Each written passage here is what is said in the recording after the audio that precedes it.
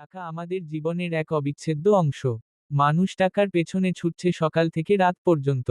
কিন্তু টাকা শুধু আর্থিক একটি উপাদান নয়, এটি আমাদের চিন্তাভাবনা, সিদ্ধান্ত গ্রহণ এবং জীবনধারার ওপর গভীর প্রভাব ফেলে।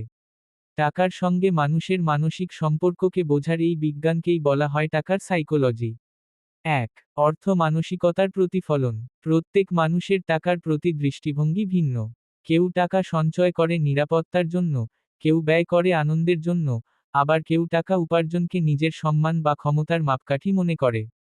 এই দৃষ্টিভঙ্গিগুলি মূলত তাদের পরিবার, অভিজ্ঞতা ও পরিবেশের উপর নির্ভর করে। ২. ভয় ও লোভ দুটি চালিকা শক্তি। টাকার বিষয়ে বেশিরভাগ সিদ্ধান্তের পেছনে কাজ করে দুটি শক্তিশালী আবেগ, ভয় ও লোভ। মানুষ অনেক সময় ভবিষ্যতের অনিশ্চয়তা থেকে ভয় সঞ্চয় করে, আবার হঠাৎ অনেক টাকা পাওয়ার আশায় ঝুঁকিপূর্ণ বিনিয়োগেও পা রাখে। এই আবেগগুলোই মানুষের আর্থিক আচরণকে চালিত করে। ৩.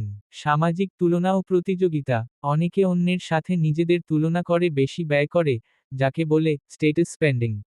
এটি প্রমাণ করতে চায়, আমি সফল।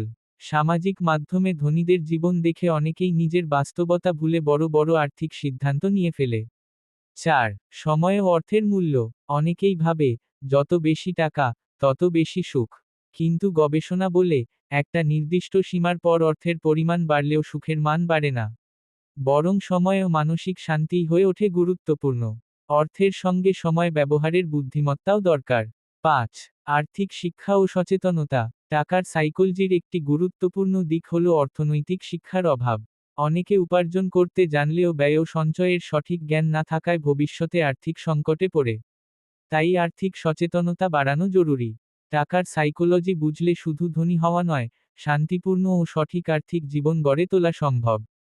টাকার প্রতি দৃষ্টিভঙ্গি যত বাস্তবসম্মত হবে, আর্থিক সাফল্য ততই সহজে ধরা দেবে।